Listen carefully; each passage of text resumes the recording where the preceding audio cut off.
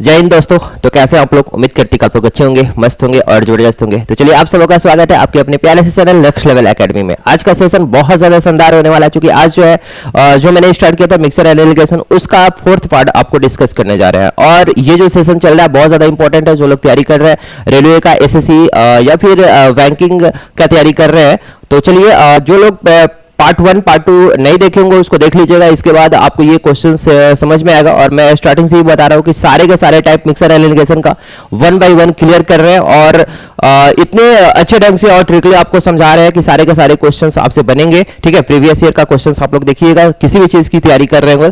चलिए तो आज का क्लास बिना टाइम बर्बाद किए हुए स्टार्ट करते हैं। पहला क्वेश्चन नंबर 20, 19 नंबर तक आपको डिस्कस कर दिया था मैंने। देखिए क्वेश्चन कह रहा है कि एक मिक्सर में 8 लीटर शरबत है। ठीक है, एक मिक्सर है उसमें शरबत और पानी है, तो 8 लीटर उसमें शरबत फिक्स है। और कह रहा है कि शेष पानी है उसमें एक नया मिश्रण जिसकी सांद्रता 30%। सांद्रता 30% का कहने का मतलब हुआ कि उसमें शरबत जो है 30% है और वाटर कितनी है बाबू? 70% है। क्लियर है? यानी कि अनुपात की अगर बात कीजिएगा तो 3:7 है। ठीक है, दूसरा जो मिक्सर है और कह रहा है कि यदि प्रारंभ में मिश्रण में 32 लीटर पानी था, तो देखिए स्टार्टिंग में क्या था? शरबत और जो पानी है, तो इसमें कह रहा है कि 8 लीटर क्या है बाबू? शरबत है। तो 8 लीटर शरबत है और आपकी पानी कितनी है? 32 है। तो यहां पे हम अगर अनुपात हम निकालेंगे तो 1:4 होगा। क्लियर है?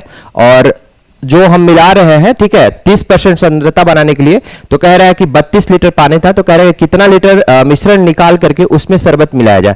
देखिए आपको एक फार्मूला मैंने बताया था, कि फाइनल जो वैल्यू होगा, ठीक है, वो होगा initial into 1 minus input output और बटा में टी के पावर n।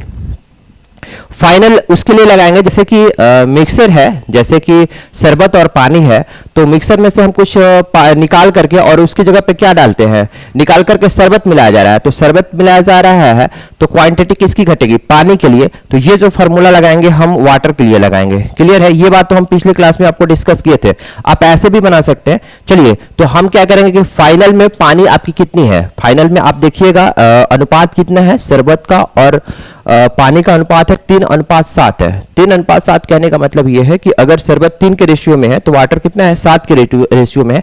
तो अनुपात वाटर कितना हो जाएगा? 7 बाई टोटल कितना होगा? 7 3 10 इक्वल टू, इसको बराबर करेंगे। इनिशियल में आपका वाटर कितना है बाबू? इनिशियल में आपका वाटर है 4 और टोटल कितना है? 4 और 1 5। क्लियर है?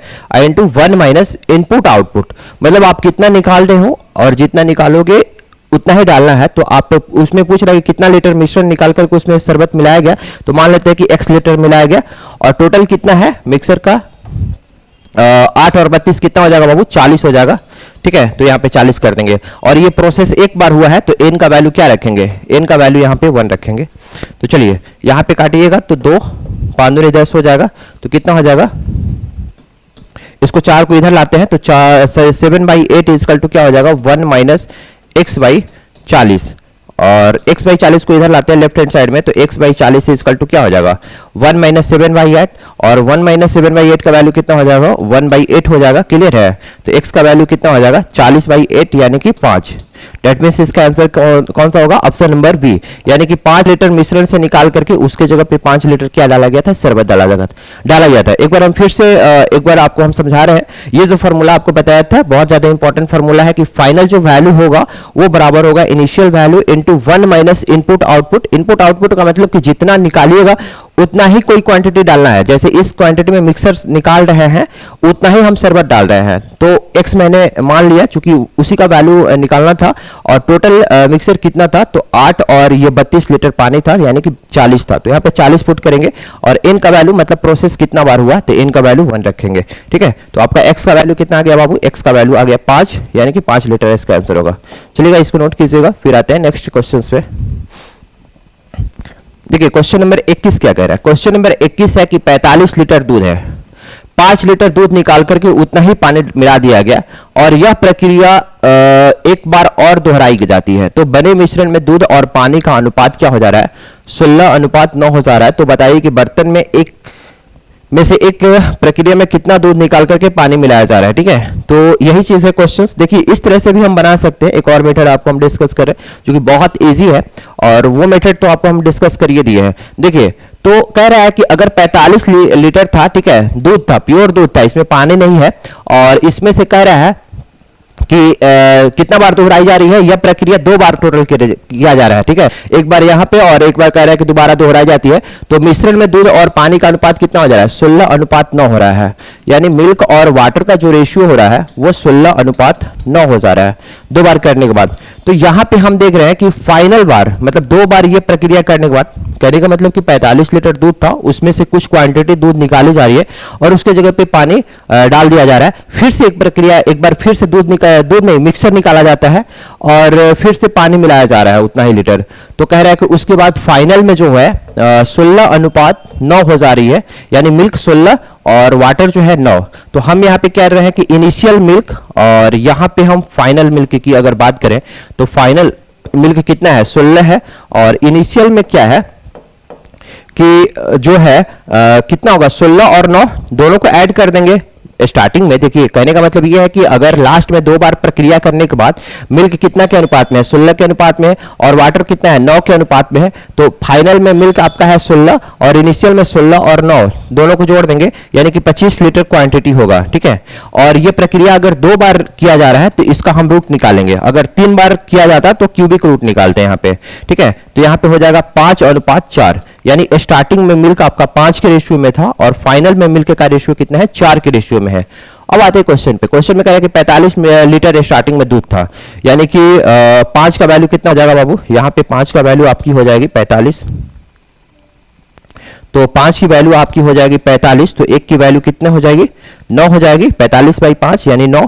तो क्वेश्चन में कह रहा है कि बर्तन से प्रक्रिया दूध कितना दूध निकाल करके पानी मिलाया जा रहा है, तो कितना निकाला जा रहा है, यहाँ पे डिफरेंस कितना है, 1 का डिफरेंस है, तो 1 का वैल्यू कितना हो जाएगा, 1 × 9, दैट मीन्स 9 लीटर आपकी आंसर होगी। इसकी आंसर 9 लीटर होगी, ऑप्शन नंबर ई में आप 9 लीटर कर दीजिएगा, ठीक है। इसका ऑप्शन नहीं दिया हुआ था, इसको नोट कीजिए आप लोग।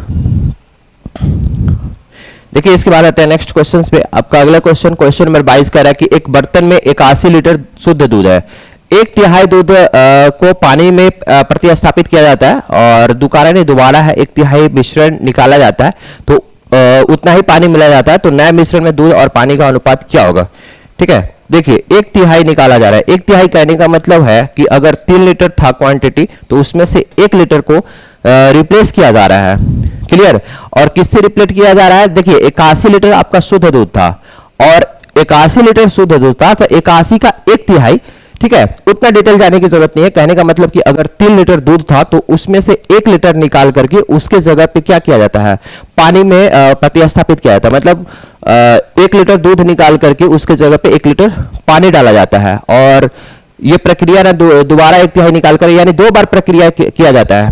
देखिए अब इसको ऐसे बनाइए, 3 लीटर अगर दूध था तो 1 लीटर निकाला जा रहा है, डेट मीन्स 1 लीटर निकाला जाएगा, ठीक है, तो हो जाएगा 2, ठीक है। और ये प्रक्रिया एक बार और करेंगे, 3 से 2 और इधर का इधर मल्टीप्लाई करेंगे और इधर का इधर मल्टीप्लाई करेंगे, यानी 9 से 4 हो जाएगा आपका, क्लियर।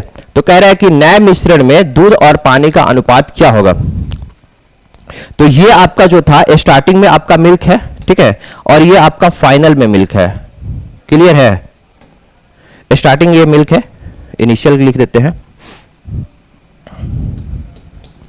तो कह रहा है कि मिश्रण में दूध और पानी का अनुपात क्या है, यानी फाइनल में, तो फाइनल में मिल्क कितना है, 4 है और स्टार्टिंग में मिल्क 4 था और 4 की जगह पे फाइनल में स्टार्टिंग में मिल्क आपका 9 था और फाइनल में 4 है, दैट मीन्स फाइनल में मिल्क जो है आपका 4 हो जाएगा और फाइनल में वाटर कितना हो जाएगा, 9 से 4 करेंगे तो कितना हो जाएगा, 5, यानी आपका रेशियो कौन सा हो जाएगा, 4:5 हो जाएगा, ठीक है। इसको नोट कीजिएगा। देखिए एक बार फिर से हम समझाते हैं, कह रहा है कि 1/3 रिप्लेस किया जा रहा है, तो यानी कि 3 लीटर आपका था दूध, तो 1 लीटर को हटा करके उसके जगह पे पानी रखा जा रहा है। तो हमको एक चीज बताइए कि अगर 3 लीटर दूध था आपका तो 1 लीटर को रिप्लेस किया जा रहा है, तो 2 लीटर दूध बचेगा, प्योर दूध बचेगा उसमें, ठीक है।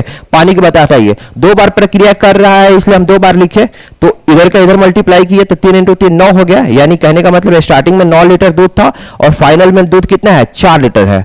अब क्वेश्चन में पूछ रहा है कि दूध और पानी का अनुपात क्या होगा, तो दूध अगर आपका 4 लीटर है फाइनल में, तो स्टार्टिंग में कितना है, फाइनल की बात कर रहा है, तो फाइनल में मिल्क आपका कितना है, 4 है और वाटर कितना हो जाएगा, 9 - 4 यानी कि 5 कर देंगे, तो आपका आंसर हो जाएगा ऑप्शन नंबर डी। देखिए इसके बाद आते हैं क्वेश्चन नंबर 23 पे। देखिए दूध और पानी के मिश्रण में दूध और पानी का अनुपात कितना है, 4:1 है। ठीक है, स्टार्टिंग में आपका जो मिल्क और वाटर का जो रेशियो है कितना है, 4:1 है। और इसके बाद कह रहा है कि मिश्रण से कुछ भाग निकाल करके उतना ही पानी मिला दिया जाता है। तो नए मिश्रण में दूध और पानी का अनुपात कितना हो जा रहा है, 3:1 हो जा रहा है। ये आपका स्टार्टिंग में था अनुपात मिल्क और वाटर का, और ये आपका फाइनल में मिल्क और वाटर का अनुपात है। तो कह रहा है तो बताइए मिश्रण में कौन सा भाग निकाला गया।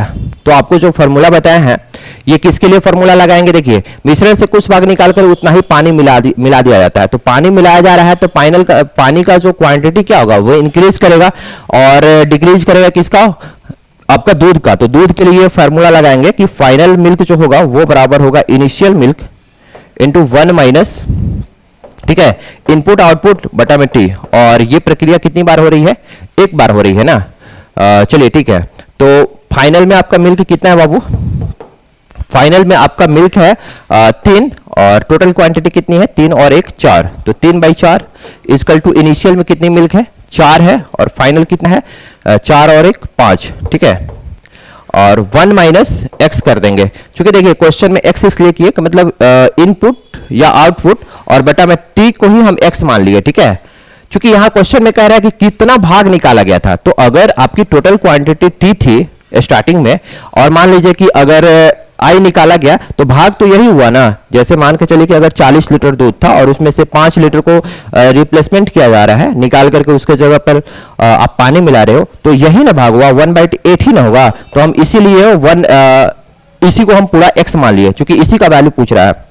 देखिए इसके बाद सॉल्व करेंगे इसको, तो क्या होगा, क्रॉस मल्टीप्लीकेशन कीजिएगा तो 15/16 यहाँ पे होगा इजकल टू 1 माइनस एक्स। तो x का वैल्यू कितना हो जाएगा, x इजकल टू 1 माइनस 15/16। तो आपका कितना हो जाएगा 1/16। ऑप्शन नंबर ई कर लीजिएगा 1/16, इसका भी ऑप्शन नहीं है, 1/16 इसका आंसर होगा।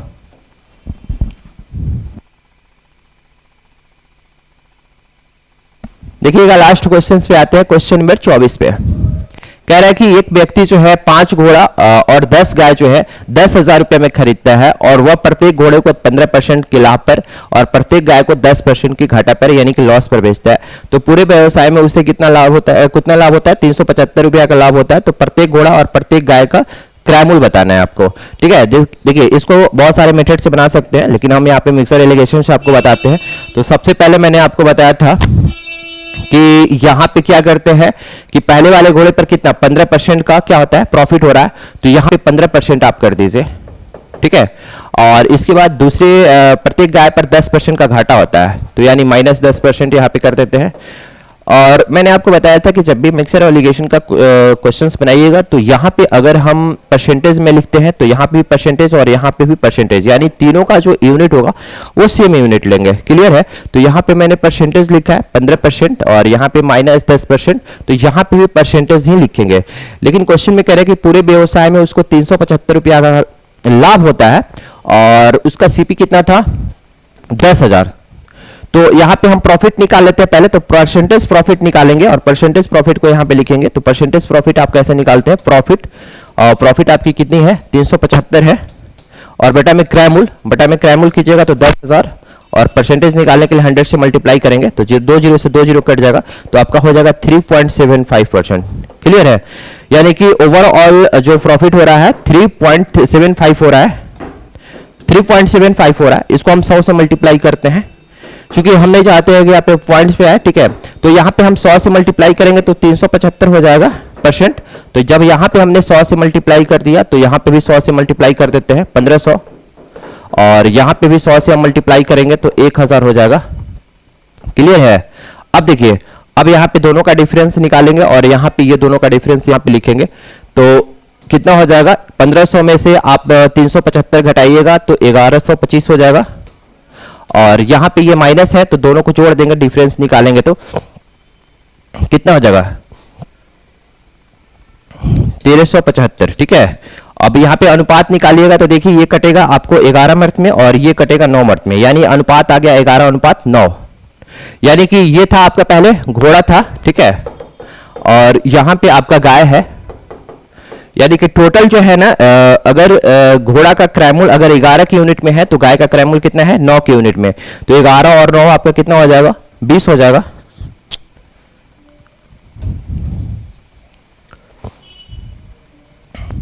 ठीक है, देखिएगा एक मिनट, देखिए तो 20 यूनिट का वैल्यू आपका 11 9 20, 20 यूनिट का वैल्यू कितना दिया हुआ क्वेश्चन में 10,000, 10,000, तो 1 यूनिट का वैल्यू कितना हो जाएगा